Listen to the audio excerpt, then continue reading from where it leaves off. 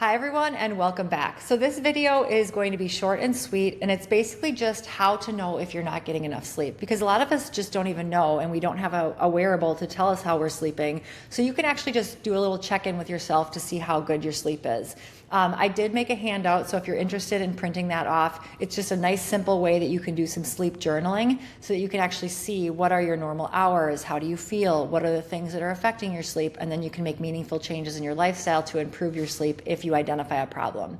But these are some things to think about that might tell you that your sleep isn't as good as you thought it was. First thing is, how long does it take you to fall asleep? So if you're someone who head hits the pillow and you're asleep within 1 to 2 minutes, it actually could mean that you're not getting enough sleep because you're falling asleep too fast.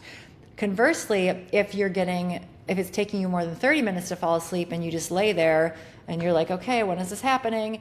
That would be a sign that you're not getting good quality sleep. So ideally, you want to fall asleep within about 10 to 20 minutes of turning that light off, and that shows that you're getting good sleep.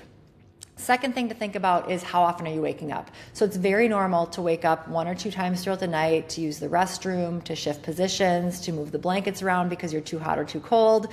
What's important about that is, how fast do you fall asleep after you wake up? So if you're someone who wakes up 1 or 2 times, you fall to sleep right away, that's a really good sign. If you wake up to go to the bathroom and then you're laying in bed for an hour, 2 hours, which happens all the time to people, I see it all the time, definitely that's a sign that your sleep is off. Also, if you're waking up more than 1 or 2 times, let's say you're waking up 5, 6, 7 times throughout the night, even if you still feel pretty good in the morning, that's definitely going to disrupt those sleep cycles that we talked about. So if you're waking up too much, you're not going to get those nice sleep cycles that we need for all of those different functions to happen during the sleep cycles. And then lastly, how do you feel when you wake up? So really checking in with how you feel is probably the most important health hack that you can use. It's just like stopping what you're doing, thinking about your body. How does my gut feel? How does my energy feel? Is my brain working? So those are really things you should check in on for your sleep. So if you wake up and you feel rested, clear-headed, energetic, alert, that's a great sign that you're getting a good night's sleep. If you wake up and you're groggy, foggy, exhausted, moody, definitely a sign that you're not getting good sleep. So just do a check-in. And then lastly, I want to talk about some other things to think about that might show that you're not getting good sleep. So do you rely on caffeine too much? I love my morning coffee, but if I find myself going for that cup at 1, 2 p.m. just to stay awake for the rest of the day, it's definitely a sign that I didn't get good sleep. So check on your caffeine intake. Also check in on how you feel in the afternoon. So if you're someone who after lunch absolutely crashes and your brain gets super foggy, and if you sit down you could fall asleep, or you have a hard time staying alert, you're probably not getting good enough sleep. And it's like I said before, if you're reaching for a stimulant in the afternoon, you shouldn't need to be stimulated in the afternoon. It's normal to feel a little more tired. Our cortisol is lowering, our body is digesting our lunch, so it's normal to feel a little bit drowsy in the afternoon, but it's definitely not normal to feel like you just want to fall asleep or you can't concentrate.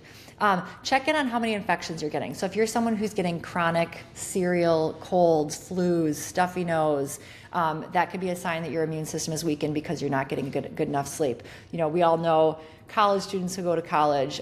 Personally, when I was an ER doctor, like during those times of my life, I was definitely not getting enough sleep, and I definitely got many more infections than I would normally get.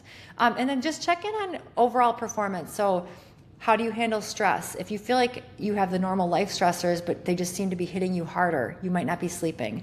If you're feeling more irritable and moody for some reason and everything else is the same, you might not be getting enough sleep. If you're watching TV in the evening and you can't make it through 5 minutes of your show without passing out, you're probably not getting enough sleep. So those are all simple things to think about. And if you listen to this and you're like, oh yeah, a lot of that is true for me, then the next thing to do would be either get a wearable that we'll talk about in the next video and start tracking your sleep that way, or use the pen to paper method and just journal about your sleep. Journal about how many hours you're getting, how fast you fall asleep, how do you feel in the morning when you wake up, what kind of activities did you do the day before that might be affecting your sleep, what kind of food did you eat, how late did you eat, all that kind of stuff. That will help you immensely. Or if you have to eventually work with a doctor like us, an integrative or functional doctor who's going to help you with your sleep, that's information that will be really, really important for them to look at to really identify where the sleep disturbance is happening. So check out the handout I made, get a wearable if you want one, start thinking about how you feel, getting intuitive with how you feel, and start identifying if you potentially have a sleep problem. And then moving forward, we'll talk about how you can make that better and get better sleep. So we'll talk soon.